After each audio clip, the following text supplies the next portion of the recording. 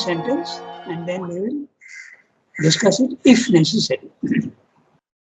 Now, the previous chapter was in standards of conduct. And the last thing is give up all, abandon all sarvadharman parityajya mamekam sharanam vraja. So, depend on me alone, I will deliver you from all sin. So, the divine, what is the supreme will? Naturally, that's the next step. When you say that the supreme will decide your fate and will guide you, what is that supreme will? That's what Sri is going to describe in this chapter. Okay, so I read the one by one the sentences. In the light of this progressive manifestation of the spirit, first apparently bound in the ignorance, then free in the power and wisdom of the infinite, we can better understand the great and crowning injunction of the Gita to the Karma Yogin. Abandoning all dharmas, all principles and laws and rules of conduct, take refuge in me alone. So, let's look carefully at this sentence. In the light of this, first of all, progressive manifestation of the Spirit. The divine is slowly manifesting himself here in the physical world. Okay? The Sri very clearly, when he says progressive manifestation, he is not agreeing with the Buddhists and the Mayavadis who say that there is no evolution, there is only permanent imperfection here. So Sri is not agreeing. The very first word, progressive manifestation, suggests that. Okay, of the spirit. First, apparently bound in the ignorance. So he is giving very broad categorizations. Actually, three categorizations. First, man is bound in the ignorance. Then he becomes free in the second level of the spiritual planes of consciousness. That's it. Then free in the power and wisdom of the infinite. Okay. But if you are in the power of the infinite, in the upper layers of the spiritual planes of consciousness, some sort of power does come. Not total power, but some power. Third level only, the power becomes almost what you need, what you require to change the physical, change things in the physical world. Simply saying we can better understand the great and crowning injunction. So that's the crowning.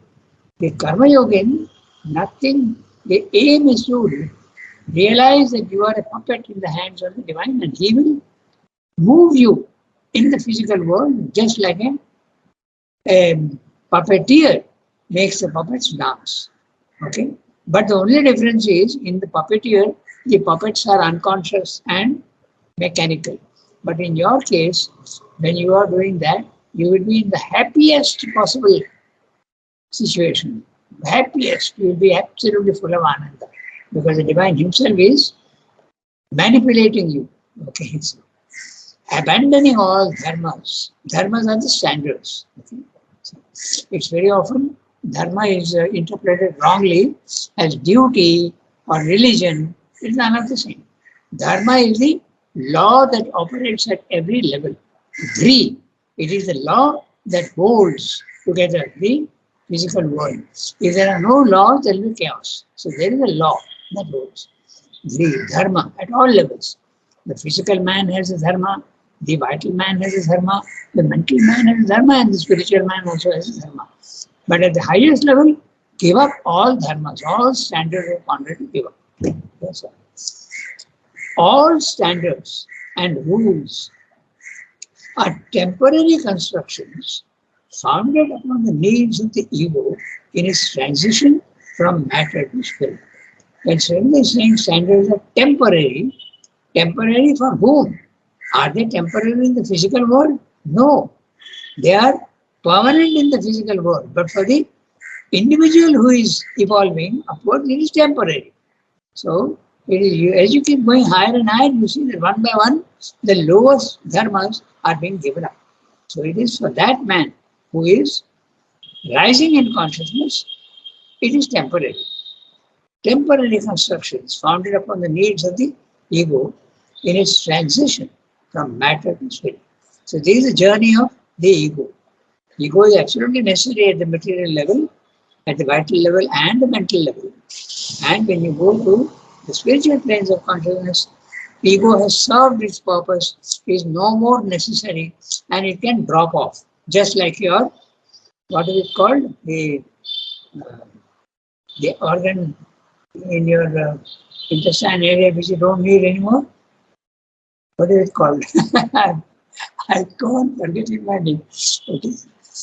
Appendix. Yeah, Appendix. that's it, appendix. The appendix is now useless.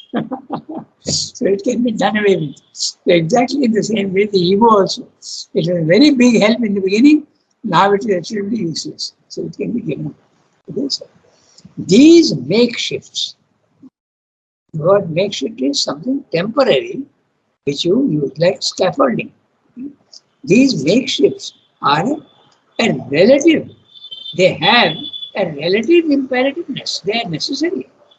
If you want to build a five-storied house, you need um, scaffolding. Without that, you can't do it. Okay? These makeshifts have a relative imperativeness. Again, Surendra is so fond of using oxymorons. Imperative means absolutely necessary. Again, he is adding the word relative. Necessary temporarily. So long as we rest satisfied in the stages of transition. So, they become imperative if you want to remain only in the three earlier standards: the ego standard, the social standard, and the moral standard. If you want to remain there, it becomes imperative. You have to obey the laws of those planes, or even fixed in the ranges of the mental plane that are touched by the spiritual lusters.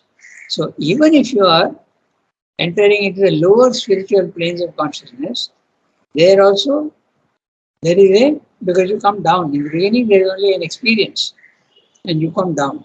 But you have been touched by the spiritual lusters. Look at the language Surendra is using. He's not just using the very plain word light. He's saying luster. Light and luster. Luster, when you say, there is a sort of brilliance and a pulsating brilliance. Okay, so that's what he's saying. Luster. But beyond is an unwalled wideness of a supreme, supramental, infinite consciousness. And there, all temporary structures cease. You are completely free. No laws apply to you at all. You are in freedom. It is not possible to enter utterly into the spiritual truth. Just one second. It is not possible to enter utterly into the spiritual truth of the eternal and infinite if we have not the faith and courage to trust ourselves into the hands of the Lord of all things and the friend of all creatures, and leave utterly behind us our mental limits and measures. So it requires a great amount of courage to leap into the unknown. Okay? And that's exactly what Mother gave me her message, the supplementary message. She says, I invite you to the great adventure. So give up all things, and if you have the will and the courage and the necessary enthusiasm, come with me. It's a great adventure. So this is exactly what it is. It's true even at the lower level. Okay? The adventure of consciousness. This is the phrase used by Sri Aurobindo, and it is not invented by Satyama. It's Aurobindo's phrase, adventure of consciousness. That's the maximum adventure you can have is of consciousness.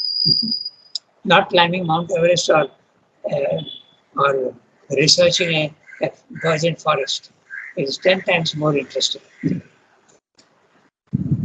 At one moment, we must plunge without hesitation, reserve, fear, or scruple into the ocean of the free, the infinite, the absolute.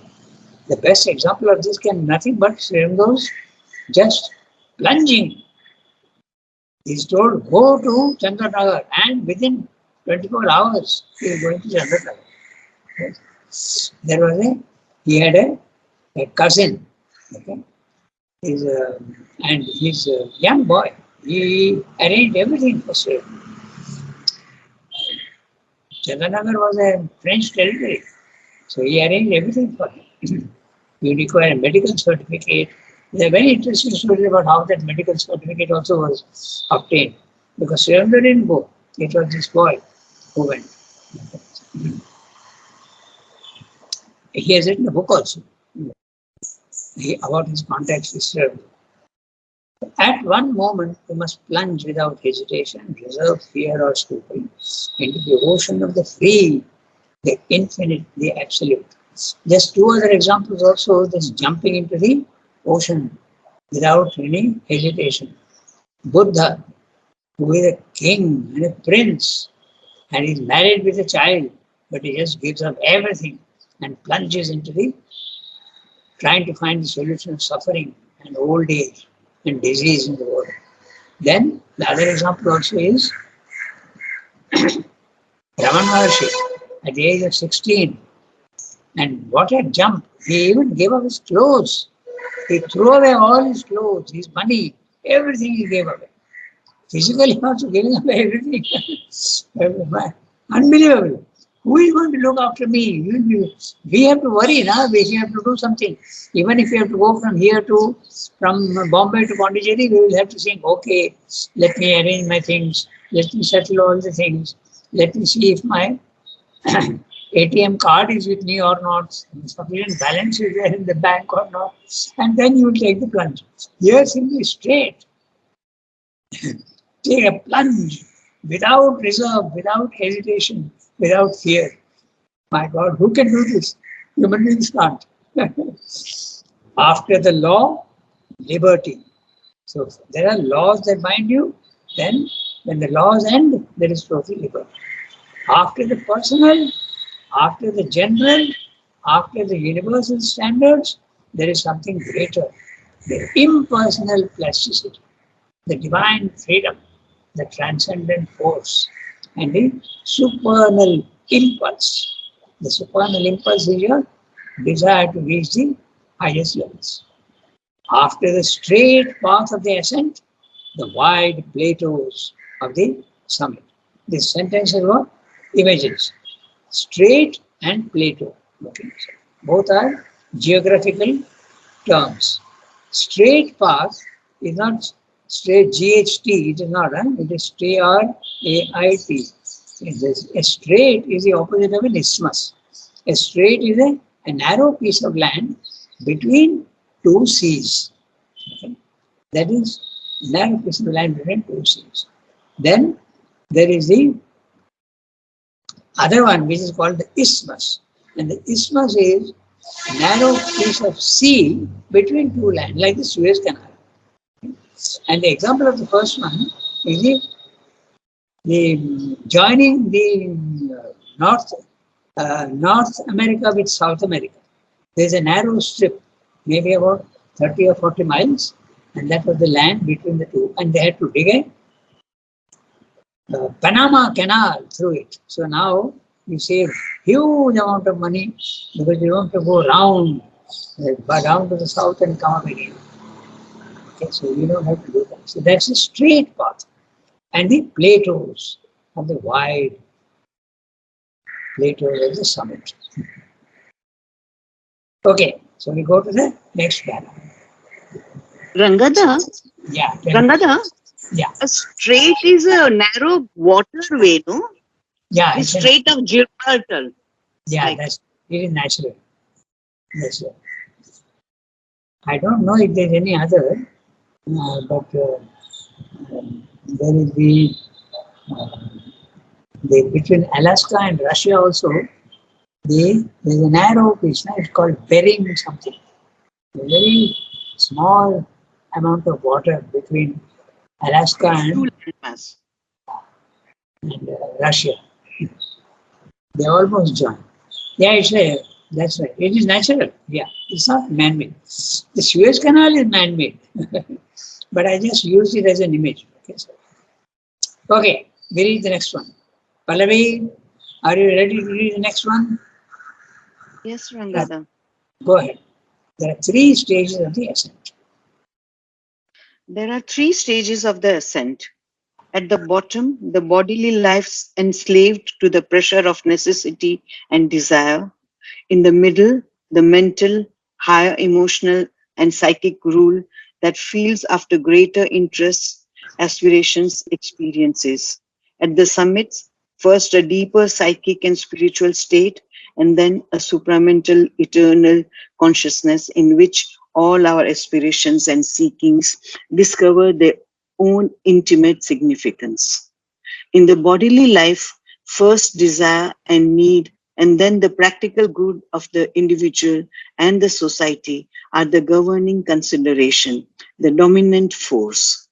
In the mental life, ideas and ideals rule. Ideas that are half lights wearing the garb of truth. Ideals formed by the mind as a result of a growing but still imperfect intuition and experience. Whenever the mental life prevails and the bodily diminishes its brute insistence, man, the mental being, feels pushed by the urge of mental nature to mold in the sense of the idea or the ideal the life of the individual. And in the end, even the vaguer, more complex life of the society is forced to undergo this subtle process. In the spiritual life, or when a higher power than mind has manifested and taken possession of the nature, these limited motive forces recede, dwindle, and tend to disappear.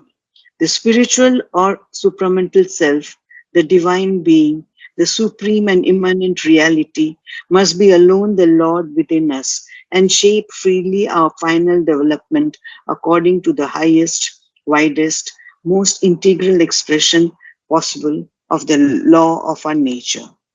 In the end, that nature acts in the perfect truth and its spontaneous freedom, for it obeys only the luminous power of the eternal. The individual has nothing further to gain, no desire to fulfill. He has become a portion of the impersonality or the universal personality of the eternal.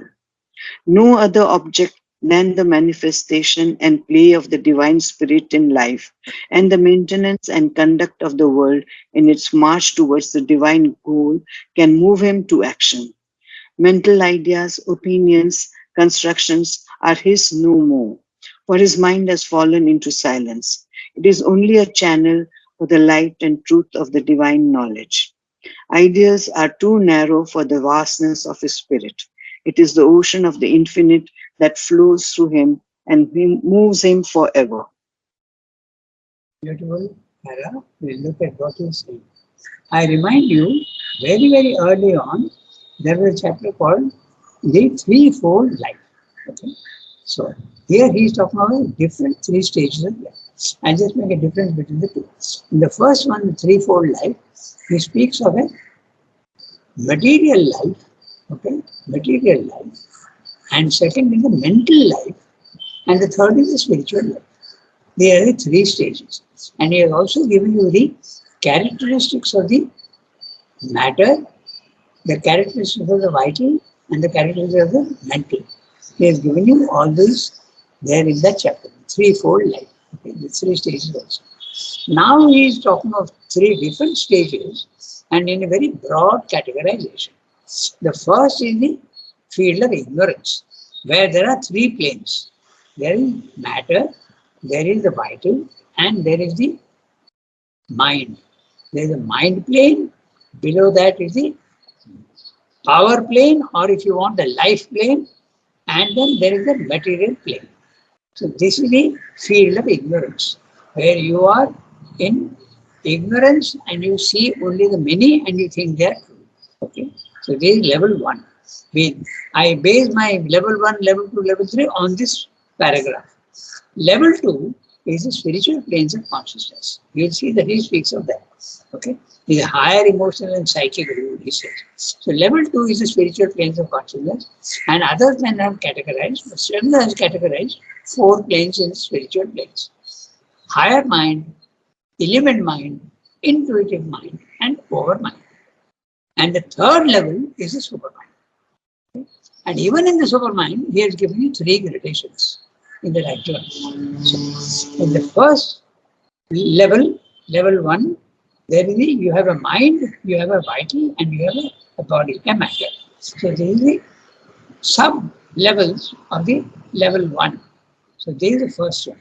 The second one is the spiritual planes of consciousness, where he has given 4 categories. You are in the spiritual plane and your consciousness is far, far greater than the one below, and you are seeing the oneness everywhere, but you are also seeing the many. Then the third level, it becomes absolutely perfect. In the spiritual planes of consciousness are not perfect. They are perfect in contrast to the level 1, but they are imperfect in contrast to level 3. The level 3 is there in the Gita as well as in the Supermind, the Purushottama consciousness, okay, where you are absolutely. So these are the stages he is describing here. Okay. And in the Supermind also, he has given you the triple status of the Supermind. First, there is the oneness. Then there is the sea of oneness starts making small waves, and the third one is the wave becomes more prominent than the sea. Okay? And if an individual is experiencing these, in the beginning, he will see absolutely oneness, complete static. The sea is absolutely unmoving, calm, plain, pure. Then the second one, the waves start forming. And if an individual experiences that, he will experience that his being is part of the vast impersonal plane of consciousness, but still there is someone who is experiencing that. That's a small wave. And in a third level, if you experience, you will see that you have a clear individuality, but you also perceive that you are part of the oneness of things. You are part of the sea. So in all the 3 stages, there are subdivisions. You can see. Level 1, 3 subdivisions, matter, life, mind. In the level 2, also 4 divisions according to self. According to others, there may be more. Okay? But level higher mind, which is like a broad daylight. Okay? In the lower plane of level 1, your mind is like a candlelit room. You have to struggle to see things. In the higher mind, it becomes like a broad daylight. Then the illumined mind, it becomes like lightning flashes. So much light. And then in the intuitive mind, again there is a further increase, and over mind is the global universal consciousness where there is a huge amount of knowledge. Okay? But there is still division. Purusha, Prakriti, personality, impersonality, okay, spirit, nature are both real, but they are too different. At this third level, supramental level, there is no difference at all. Okay? There is total perfection. So these are the stages that he described. I've given you what he say in the para. We'll just go read sentence by sentence. Rangada, I want to ask. Yes, go ahead. Rangada, how can we compare with the cosmic consciousness and transcendent consciousness? In these levels you have categorized. That's right. You can experience that even at the higher mind level. You can't experience that at level 1, but you can certainly experience the cosmic consciousness, not fully, but we gave the gradation, no, just now, even the higher mind is enough to give you the cosmic consciousness. And it's also, you can get touches of the transcendent. You will understand what the transcendent consciousness is, even at the second level. But it is not complete. Yeah, it's not complete. Rangana, yeah, what is the difference between, I mean, like experience-wise, this is of course a mental question and experience is different, but still to get an idea, the cosmic consciousness and the transcendent consciousness. No, it's the same. In a sense. It's the same. Okay. Let me tell you. The transcendent consciousness, actually, these are words which we use. The transcendent consciousness, there is a big difference. Sorry. Archanati, there is a big difference. The cosmic consciousness is, the world is absolutely real to you. Pardon? Okay, continue, Ranganath. Yeah, and you are in everybody and everybody is in you. The world is real. But the transcendent, you are outside the universe. Even the nirvana experience is the transcendent. And you feel the physical world is even unreal or even only shadow play. Real shadows, but only shadow play. You can experience both, depending on the individual. Sometimes they use the word shadow, illusion, and sometimes it's not there at all. The transcendent also has got grades. But you can experience the transcendent even in the lower planes of consciousness. Then, So, then what will be the difference or similarity between the supramental and the transcendent? your internet is up and down. Okay, can you hear me now? Yes, now I can hear you. Tell me. What is the similarity or difference between the supramental and the transcendent? Oh, you can have the transcendent even in the lower planes. But in the supramental, the transcendent is not the only one. In the supramental, the world also is real to you. In the transcendent, the world is not real to you. You are outside the universe. You feel yourself to be outside the universe. So in the supramental, it is cosmic consciousness. Definitely. And cosmic consciousness is nothing. Very small thing compared to the supramental. That's right, because it's perfect. So perfection is there in the supramental. All the contradictions are resolved in the supramental. There are no contradictions, there are no dualities. Okay? So, now we go back to I read each sentence. There are 3 stages of the ascent. Very clearly explaining. Okay? And I have a note maybe. Let me see. Oh, I have not noted down the 3 stages. I can do that afterwards. Okay. At the bottom, the lower level, level 1, what I call the bodily life enslaved to the pressure of necessity. So, Swami is using very interesting words. Enslaved to the pressure of necessity and desire is the nature is completely using you. That's what it means. Enslaved to the pressure of necessity is nature, no? And desire also, your own desire. So you are a slave to the pressures outside you, and desire is something inside you. You are a slave to both. Okay, pressure of necessity is outside, and desire is inside you. You are a slave to both. In the middle, the mental, higher emotional, and psychic room. So this is the level 2, what he's calling, because he's saying higher emotional and psychic rule that feels after greater interests, aspirations, experiences at the summits, first a deeper psychic and spiritual state, and then a supramental eternal consciousness in which all our aspirations are seeking. So that's obviously the spiritual planes of consciousness, because he's talking of the greater interests, aspirations, experience also. At the summit, the 3rd level, no, wait, maybe this 3rd level will be something else. We'll read further and then we'll see. Sometimes you have to read the next sentence to understand what he's saying. Then, but the supramental eternal consciousness certainly is a 3rd plane, the 3rd level. Okay?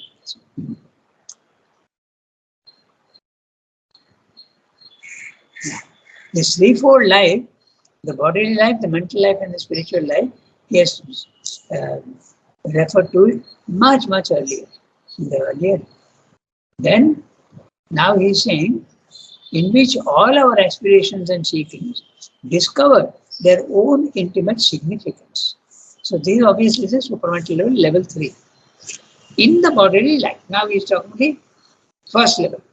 In the bodily life, first desire and need, and then the practical good of the individual and society are the governing consideration. So he has combined 2 standards of conduct. In the bodily life, first the desire and need, and then the desire and need. That is the ego level, level 1 of the standards of conduct, first standard. Then the practical good of the individual and society, you can almost say that it is beginning to become this Second standard, the social standard, are the governing consideration, the dominant force. In the mental life, ideas and ideals rule, not the practical necessity, but the ideas and ideals also. Idea is whatever your mental idea. It may not be an ideal. Your idea may not be ideal, but it can become an ideal, something that you have to follow. Rule.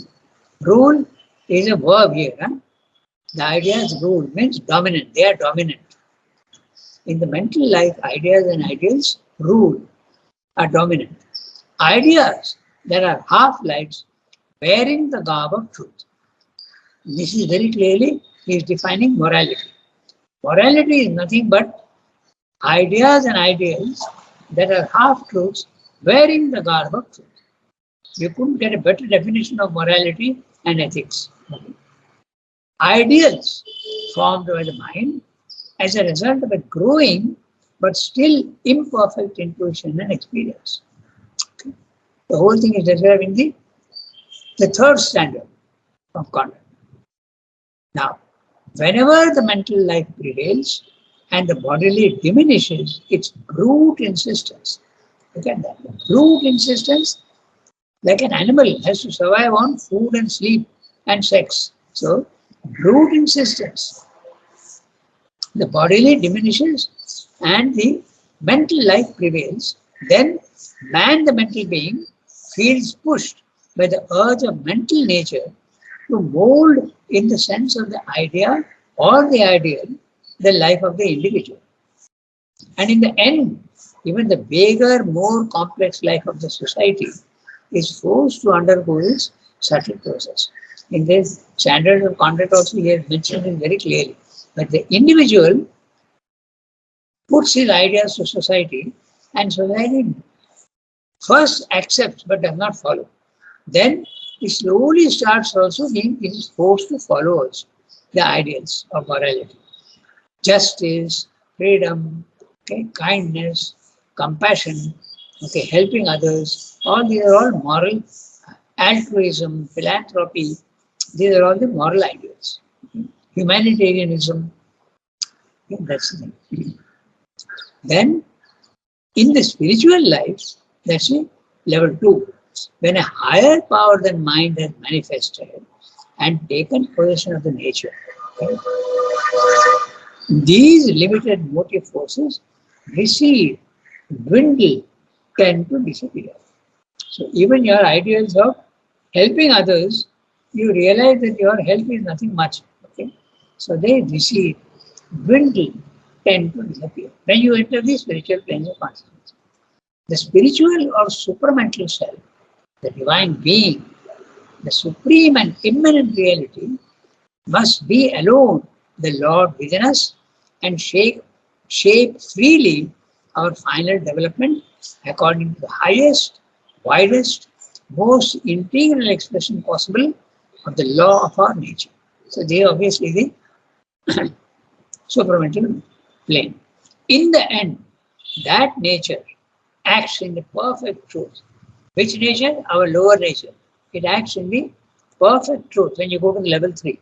And it's spontaneous freedom. For it obeys only the luminous power of the eternal.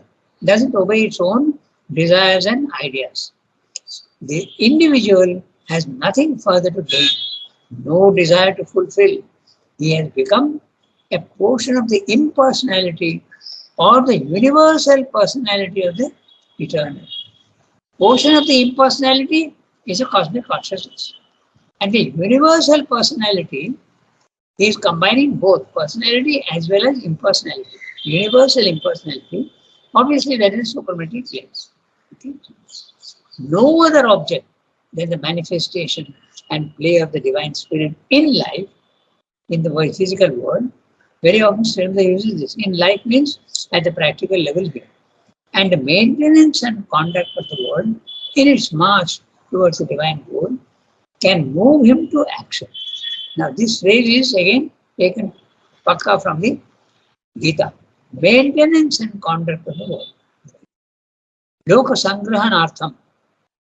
Okay? So, maintenance of the physical world, the contact towards its path, towards the divine life, can move him to action. He will do only for what the divine wants him to do in the physical world. Mental ideas, opinions, constructions are his no more. Even mental ideas. What is your opinion? If you ask a spiritual person, he will say, I have no opinion. I see the truth, so why should I have an opinion? It's only a channel for the light and truth of the divine knowledge. Ideals, even ideals, we pay so much attention to our ideals. Truth, justice, compassion, love, all these become too narrow for the vastness of the spirit. It is the ocean of the infinite that flows through him and moves him forever. So clearly he has described the three stages. Level 1, ignorance. Level 2, the spiritual plane of consciousness. Level 3, total freedom and power also to work in the physical world perfectly, being the instruments of the divine. There you are. So, there are 4 minutes still left. We can't start a new para, but if there are any questions, we can take them up. Okay?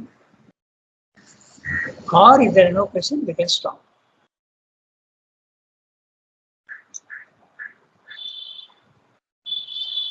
Okay? In the Gita, there is no mention of supramental. There is mention only of Parshottama. Purushottama, yeah. So that is the supramental plane. But you would call Parshottama also as a supramental plane? Yes. Or is it Shara, Akshara and then Parshottama? No, that's right. The 3 planes that he's describing here are exactly that. The Kshara is level 1. The Akshara is level 2, spiritual plane. And Purushottama level is the 3rd level, the supramental. Because there all the dualities disappear entirely. So very clearly, but in the essays of the Gita, when we first started, I remember you mentioning that at the time when the Gita was written, there was no supramental. You had only reached the overmind plane. So, Sri Aurobindo's yoga with the supramental is much above the Gita, no? No. The Gita mentions the Purushottama level, and even the Vedas mention the supramental planes. It's not the word, right? It's a level. The level was experienced even by the Vedas. The Vedic age, they knew what the supramental was. The only difference is that Swayambhava is bringing it down. That is the huge difference. The others, it was a theoretical consideration. Man can go up to the supramental. He can even experience the supramental in bits and pieces. But bringing that down and taking the evolution in the physical world to a next level, nobody has done that. There's even a mention of that Trishanku. Okay? He wanted to go to heaven with his body. That's a way of putting it, but that means only bringing down the highest to the lowest level. But it didn't work. It failed. Trishanku is hovering in the middle. Okay? It didn't work out. So the idea was there, but now Swayambhava has made it a practical thing. That's the difference. The idea of the Superman was there earlier. In the Life Divine, very clearly he mentions that in the Vedas you get the words which indicate very clearly. Okay? Satyam, Ritam, Brihat. These are Trishanku didn't work because it was not time for it, or why? That's right, yeah. That's right. Not time. And not possible at that time. At that time it was not possible. Now also it is not possible, but when it happens it will become possible. Just like, the aeroplane was thought of 400 years earlier. Even Leonardo da Vinci had made sketches, but it was not yet time. We did not know the laws of dynamics, aerodynamics. We did not have light materials. Now we have synthetic materials. We have aluminum, which are much, much lighter than the heavy metals. So it became possible. So there's a time spirit The time spirit is a very important thing. Things in the physical world develop to such an extent that you can do things which are impossible before. Who could have thought 100 years ago that you can go to the moon? No? Impossible. There's a time spirit. Now everything is possible. Now we can very boldly even think of colonizing the planets. They are even thinking of that. Okay, so. If it is time spirit which is determining everything, then why are we struggling? Why are? We struggling to bring it down faster. Man becomes the instrument of the divine in the physical world. Man becomes the instrument of the divine. The divine is doing it through man. He can't do it through the animal because he is not perfect. But man also, not all men are perfect. But those who are It's time we will to do, no? Yeah. Until it is time, we won't be able to do, right?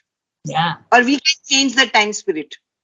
Yeah, the time spirit will use those instruments which are available to him. I feel that we are not absolutely walking on the sunlit path. We keep on going away from the path, no, here, there, again come back on the sunlit path, again go down into an abyss, again come up on the summit of the sunlit path. So we don't have a straight walk on the sunlit path. Yes, ma'am. You are using the word sunlit path equivalent to spiritual path. It is not that. Yes. It is not that. The sunlit path is the one that a man who has got his psychic awakened, he walks on the sunlit path. Precisely. So, like, how many of us are open to our psychic beings? And even if we have little glimmers of the psychic, do we literally really listen to that or say, okay, no, I'll do this later on? So, we go to a little peak and then we fall into an abyss, then again go to a little peak. So that is the ignorance and darkness, and again little blissful joy. Yes, so we are vacillating between up and down. That's right. But that's not the sunlit path. Okay. The sunlit path is what you are saying is the spiritual path and the worldly path. That's different from the sunlit path. The sunlit path is when you are in a psychic consciousness, all the difficulties will be there, but you will not feel it as difficult. You will face them boldly, and you will know that you have the courage to face it boldly, and you will not consider it a difficulty. You will rather see it as an opportunity. That is the sunlit path. In the sunlit path, there is no suffering. That is the sunlit path. So we can't use the sunlit path in the same sense of a spiritual and worldly path. From the worldly path, we are going to the spiritual path. But you may go to a spiritual path even without the sunlit. Okay? You can go to the self without the psychic. So where is the sunlit path there? So sunlit path is a very specific term used only for the... As in Mother said, Sri Aurobindo has said that you need two grapple hooks. The first is to open to the psychic, and the second is to have a silent mind. Of course. And then later on, Mother says that the best thing is first to open to the psychic because it's a protection around you. Okay. But that doesn't mean that everybody does it. There are so Precisely. No, we don't do that. No, we are aware of it. To know is good, to do is better, but to be is perfect. So we are only in that initial to know stage. To do is also far away. Yasmin, there are people who don't go to the psychic, they go straight to the self. Okay, then of course, there are all possibilities, permutations and combinations. What Sridhar is saying is that it is desirable to do that. He is not saying it is inevitable. He is saying it is desirable to do the first psychic, then you are on safe ground. That's what it is. Yeah. Okay. Yeah. Okay. It's 5 minutes. Merci beaucoup. Okay. I'm stopping. Thank you, Ranganath. Thank you, Ranganath.